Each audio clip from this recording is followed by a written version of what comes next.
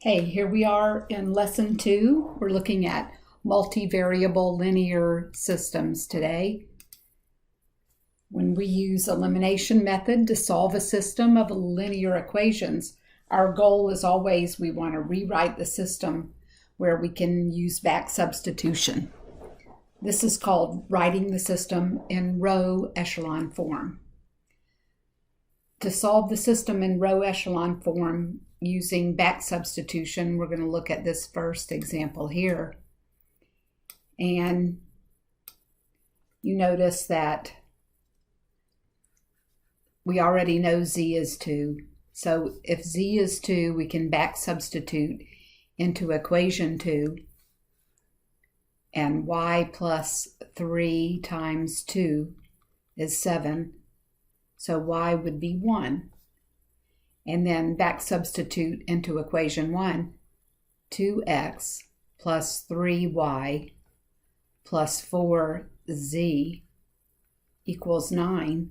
Then 2x plus 3 plus 8 equals 9. So 2x equals negative 2 and x equals negative 1. So in alphabetical order, we have row echelon form here. So x is negative 1, y is 1, and z is 2, using back substitution in row echelon form. So looking ahead, we want to apply elementary row operations, and this procedure is called Gaussian elimination. We can interchange the position of two equations. We can multiply one of the equations by any non-zero constant, and we can add a multiple of one equation to another equation. So we've already seen this in Algebra 2 and in our first lesson. So let's get started here. If we name our equations 1, 2, and 3, like we did in our first lesson, I want to add equation 1 and equation 2 together. So that would be our first row operation. So equation 1 and equation 2.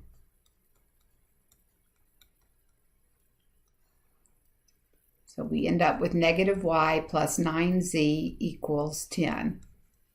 Actually, I think I want to move this over. So if I add equation 1 to equation 2, I'm going to call this a new equation 2. So then my system looks like this. I'm going to take equation 1, negative x plus y plus 6z equals 3. And that new equation 2, negative y plus 9z equals 10. And 2x minus 3z equals 1. So this is my equation 1, equation 2, and equation 3. And then using that, let's see. My next plan is to multiply equation 1 times negative 2 and add it to equation 3. So 1 and 3. But first multiplying through by negative 2. So that would be negative 2x plus 2y, not by negative 2, just regular 2. Negative 2x plus 2y plus 12z equals 6, and I'm adding that to equation 3. 2x minus 3z equals 1, and we've eliminated the x's again and have 2y plus 9z equals 7, and this is my new equation 3. So from the beginning we eliminated the x's, we wrote this new system, we eliminated the x's again, and then we're down to this new system, negative x, not in red,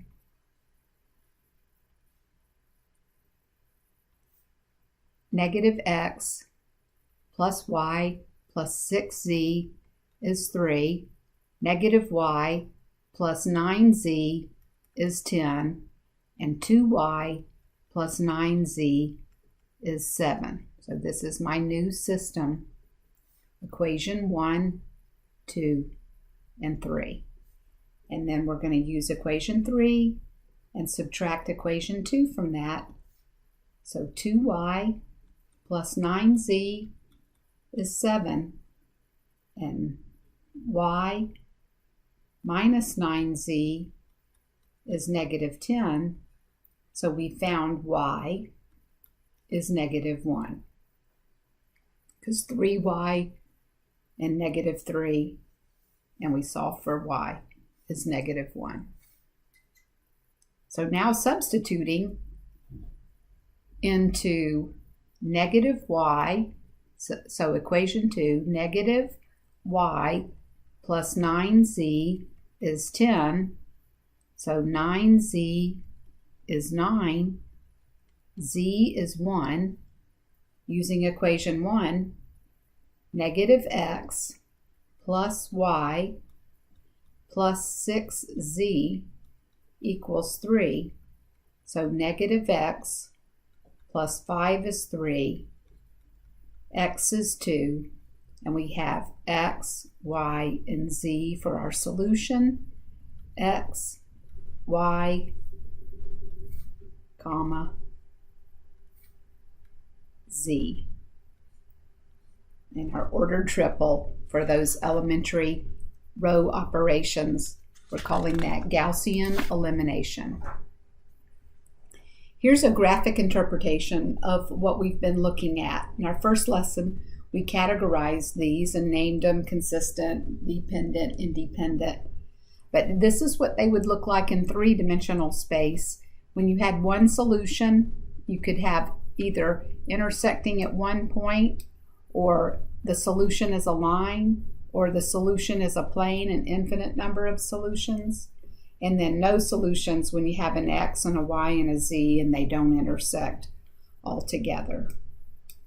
So graphically, we're representing those solution sets. Here's another one. This one's a little more complicated than ones we've seen in the first lesson, because we have 3 equations, 3 unknowns, and this one is going to be, I think this one is no solution and inconsistent. So I took equation 1 and multiplied by negative 1 and got negative x plus y minus 2z is negative 2. And added that to equation 2. X plus 2y minus z is 5. And we eliminated the x's in this term and got 3y minus 3z is 3. Dividing by 3, y minus z is 1. And I'm calling this my new equation 2. So this is my new 2. So that makes our system x minus y plus 2z equals 2, and y minus z equals 1, and 2x minus y plus 3z equals 1. So this is where we are now. So I took out that second equation and put this new equation in its place. So next we're going to take equation 3, which is 2x minus y plus 3z equals 1, and I'm going to multiply equation 1. We're going to multiply that by negative 2 all the way across and get a new equation 1 to add negative 2x plus 2y minus 4z is negative 4. And that gives me y minus z equals negative 3. And I'm calling this my new equation 3. But if you look at these two equations, new equation 2 and new equation 3, you see how that's not going to work out? We can't say y minus z equals 1 and y minus z equals negative 3. That's not going to work. That's going to give us a false statement. 0 equals negative 2. That's false. That's how we know this is no solution. So it is an inconsistent system. Inconsistent, no solution. So once we got that false statement, no need to continue on. In example 4, again going with the Gaussian elimination, we're trying to simplify things down to row echelon form or reduced row echelon form is what we're working towards. So I'm going to take, let's multiply. I'm going to get rid of the x's again. Multiply this by 2, and that would be 2x minus 2y plus 2z equals 12, and add it to equation 2, or subtract equation 2, minus 2x plus 3y minus 4z. And we've eliminated x's and end up with a positive y minus 2z is negative 7. We'll call this our new equation 3. This was equation 1.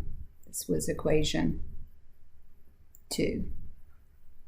I'm going to put it in the place of number 3. So that would make my new system x minus y plus z equals 6. And I'm putting equation 3 into equation. I'm going to move this one up to equation 2. So we're interchanging equation 2 and equation 3. This is 4x plus y minus 2z is negative 3. And this is going to be my new equation 3, which is y minus 2z equals negative 7. Because we're allowed to interchange rows and to do row operations. So now let's take, let's do this. Let's multiply 4 times this equation. So that's going to give us 4x minus 4y plus 4z equals 24. And we're going to subtract equation 2, negative 4x minus y plus 2z equals 3. So this is equation 1 and equation 2, and we're going to call this our new equation 2. So the x's are eliminated. Negative 5y plus 6z is 27. And we're going to keep equation 1, x minus y plus z equals 6. We're going to call this equation 2, negative 5y plus 6z equals 27. And this was equation 3, y minus 2z equals negative 7. So this is my new 1, my new 2, and my new 3. And since 2 and 3 only have y's and z's, let's have a go at that. Let's see. We don't need this. So we want to take, let's see, what should we do? Multiply this by negative 5 maybe. We get 5. This equation, 5y and 5. Yeah, let's do that. So we're going to multiply this third equation by 5 and add it to equation 2. So negative 5y, not red. Whoop. Negative 5y plus 6z equals 27. And 5y minus 10z equals negative 35. So the y's are eliminated.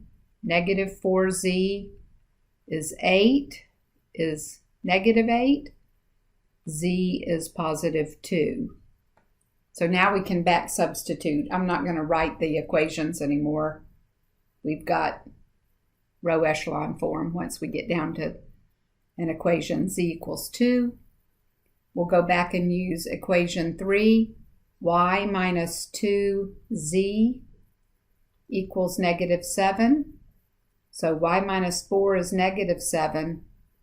Y is negative 3. And then we can go back to equation 1.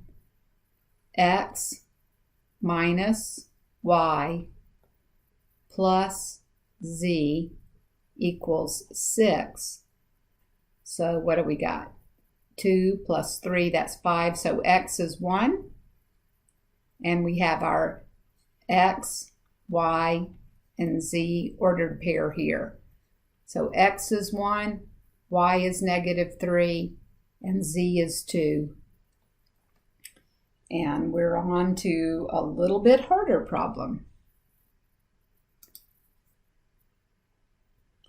So in this one, solving a dependent system of equations, that means we're going to have infinite solutions. This one will be interesting. So I'm going to use equation 3, 4x minus 5y minus 13z equals 10. And I'm going to multiply this equation times negative 4. So negative 4x plus 8y plus 28z equals negative 4. Adding those together, we're going to get rid of the x, end up with 3y, and 15z equals 6. Let's see. What else can we do? I guess we could divide by 3. 3 goes into 3, 3 into 15, and 3 into 6. So this is a new equation. This would be equation 4. This was equation 3. This was equation 1.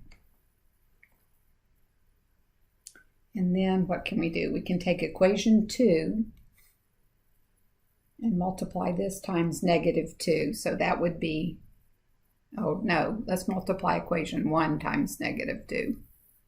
Let's do this. So we got negative 2x plus 4y plus 14z equals negative 2. This is equation 1. And then we can take equation 2 because we used 1 and 3 here, so this time we'll use 1 and 2. 2x minus 3y minus 9z equals 4. So we have y plus, uh-oh, look what just happened.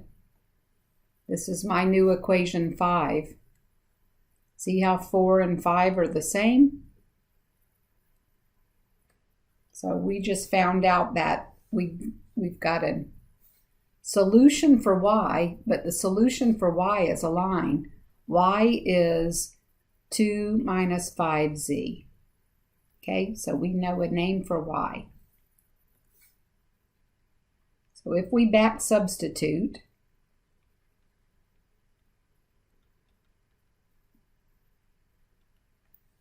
we could go back to, let's take a look. Let's go back to equation 1 and we'll back substitute into equation 1. So x minus 2y, y is 2 minus 5z, minus 7z equals 1. We're going to end up with x minus 4 plus 10z minus 7z equals 1. So x plus 3z equals 5. And again, like we found out here, a solution for x is 5 minus 3z. So basically we have x and y in terms of z. So in this case, if we let z be any real number, I'm going to call it b. How about that? Where that's a real number.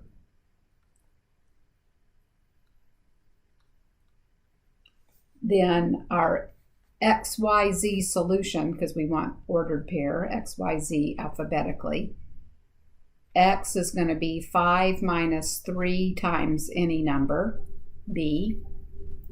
Y is going to be 2 minus 5 times any number, and z is any number. So once you establish a number for b, for z, so you can pick any real number, negative or positive, then when you substitute into your system, those would be your solutions. So that would have an infinite amount of solutions. And last, we got 2 practical problems. So this one, an airplane can fly 2,000 miles in 4 hours with the tailwind. The return trip into the wind took the pilot 4 hours. We want to find the speed of the plane in still air and the speed of the wind. So this is basically a distance equals rate times time, right? Distance is the rate times the time. And we know, if you make a little chart out of this, we know that you've got the plane plus the wind. And what did they say when we went into the wind? It took the pilot 4 hours to travel 4 times the plane speed plus the wind speed. But when you're with the tailwind, well, this is supposed to be a 5 here.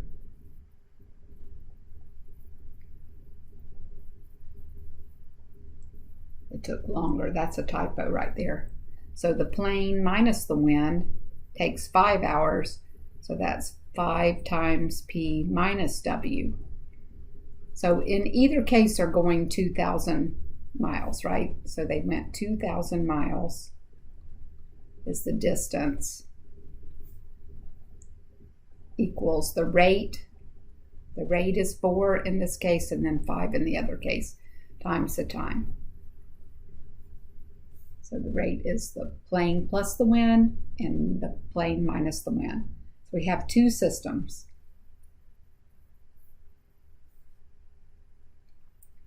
So if you said 4 times P plus W equals 2,000, and 5 times the plane minus the wind equals 2,000. If you divide this by 4, you have P plus W equals 500. And divide this one by 5, you have P minus W equals 400. So this system is automatically set up to eliminate the wind and find that twice the plane speed is 900. So the plane is traveling along at 450 miles an hour, and that makes the wind speed 50 miles an hour by back substitution. So the rate the plane travels is 450 miles per hour, and the speed of the wind is 50 miles per hour. So when the plane is traveling and the wind's pushing them, they get there in 4 hours. But when they're flying back into the wind, it takes them an extra hour because the wind is holding them back.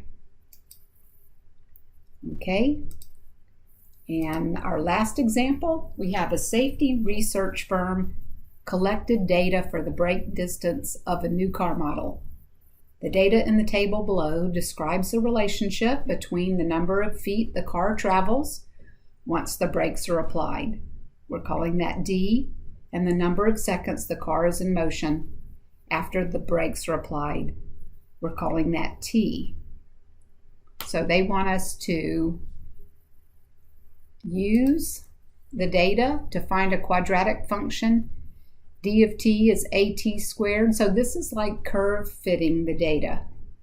I would suggest that you turn off your camera and see if you can come up with the equation before we start to solve. And then come back to check that you got the same equation I did. And you can see this is my system of equations. So we want to go on, and a new sheet of paper, we're going to work on this system. So I'm going to take equation 3 and subtract equation 1 and call that my new equation 3. So equation 3 is 9a plus 3b plus c is 108, and I want to subtract equation 1. And this is going to be my new equation 3. So this is going to be 8a plus 2b, and that's 6, 56. Let's see, we could divide this by what?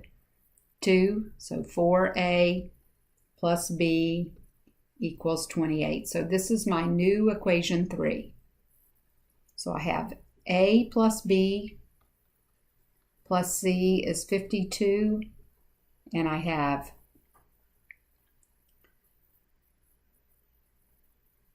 (4a plus b is 28). This is my equation 1. This is my new equation 3. And then I'm going to get rid of this, and we're going to take equation 2 and subtract equation 1. And that's going to be our new equation 2. So we got equation 2 minus equation 1, and it's going to be our new 2. So equation 2 was 4a plus 2b plus c is 82, and we're subtracting equation 1, and we have 3a plus b equals positive 30. So 3a plus b is 30. Okay. So we did those row operations and ended up with this.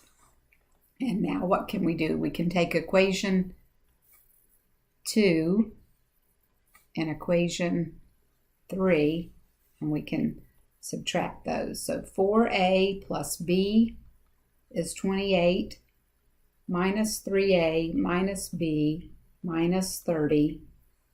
We know a is negative 2.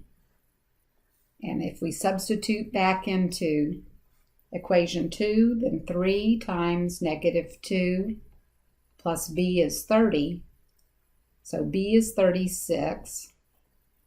And then substitute this one and this one into equation 1. A plus b plus c is 52. So 52 minus 34 is 18. And our equation for d of t equals a times t squared plus b times t plus c. Okay, and we want to use that function to find the value for when d of t is 6. So the d of t is 6, and negative 2 times 6 squared plus 36 times 6 plus 18. So we'll use our calculator for that. And we get the d of 6 is 162. So to explain the meaning of that would mean that when after the brakes are applied,